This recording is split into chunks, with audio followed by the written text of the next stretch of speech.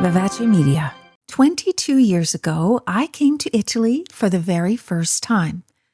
And it wasn't because I had always dreamed of living here. In fact, I didn't know very much about Italy beyond what I'd seen in the movies. And I certainly wasn't looking for a new life. If anything, I was looking to escape the one that I had. My dad died. Cancer's a bitch. After we lost him, I started thinking about a lot of things. My life, my mortality, and how quickly everything can change. But mostly, I just wanted to get away from all of the reminders of the most important man in the world to me. Now, my mom was carrying just as much sadness as I was, and she was also turning 60. So together we decided that a trip to Europe might be far enough away to give us some distance from the grief. And I remember thinking 60 sounded old. I remember thinking my mom was, well, old. Sorry, Mom. Now I sit here 1 week away from my own 60th birthday, and that makes me laugh because I don't feel old. Or at least I don't feel anything like I thought 60 would feel like. Actually, I feel strangely like I'm standing at the beginning of something. That first trip to Italy was supposed to be about my mother and me, about letting go of some of the grief, even just temporarily, and giving ourselves permission to experience something beautiful after an incredibly difficult time in our lives. What I didn't know was that Italy was quietly giving me something too, because something shifted. And I'd love to tell you there wasn't one big cinematic moment, you know the ones.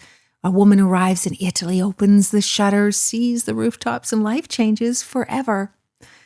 I know it sounds ridiculous, but being completely honest, there was. And yes, it was very dramatic. I remember opening the windows of my hotel room in Siena and looking out over those red-tiled rooftops, and I was thinking, oh my God, I am never leaving. Followed fairly quickly by, all right, I have to call my husband and tell him to get the kids on a plane. Now, later I stood in the campo and I started to plot how I could make all of that happen. And it felt like this completely sudden, irrational decision to move to Italy. But at the same time, somehow it felt like it had been part of the plan all along. Perhaps because we just lost my dad, or I was paying attention to life in a way that I had never had before. Maybe what I was feeling was simply an escape from this sadness. I don't really know. But I do know that when I went home after that trip, I carried Italy with me. I couldn't possibly have known where it would lead. I didn't know that one day I would actually be living here. I didn't know that I would build a business here. And I didn't know that thousands of people would eventually find me, because they too were dreaming about changing their lives and coming to Italy, or that they would trust me enough to let me guide them through their journey. I didn't know about the friendships that I'd make, or the mistakes that I'd make, or the things that I'd build, or how completely different my life would look 22 years later. And now, suddenly, I'm the one turning 60. I've been thinking a lot about that lately. Because there's something very strange about arriving at an age that you remember your parents being. Now, when my mom turned 60, I thought she had already lived most of her story. And now that I'm here myself, I realize how wrong I was. I don't feel finished. I don't feel like I'm winding down, and I definitely don't want to spend the next 20 years simply maintaining the life that I've already built. I'm still ambitious and curious. And I still have ideas that keep me awake at night. There are places I haven't been, people I haven't met, things that I want to create, and long tables that I want to sit around, stories that I want to tell. But some things have changed. I am much more protective of my time. I'm less interested in doing things simply because I'm good at them or because someone asks me to do them. I don't need to prove quite as much anymore, and lately I keep coming back to one question. What do I actually want the next part of my life to look like? I don't have the answer just yet, and I think that's what excites me because 22 years ago, I arrived in Italy during one of the saddest chapters of my life, without the slightest idea that I was actually standing at the beginning of another one. And maybe that's one of the greatest things that Italy has taught me. We spend so much of our lives believing we're supposed to know where we're going. We get caught up trying to figure out the plan, make the right decisions, and find the thing that fits. But sometimes we don't need to know everything.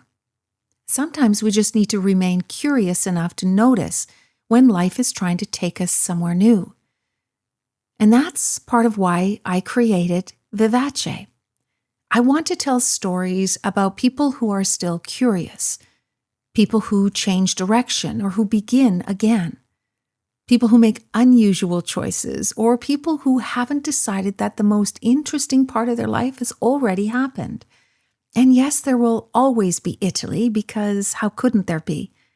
Italy changed my life.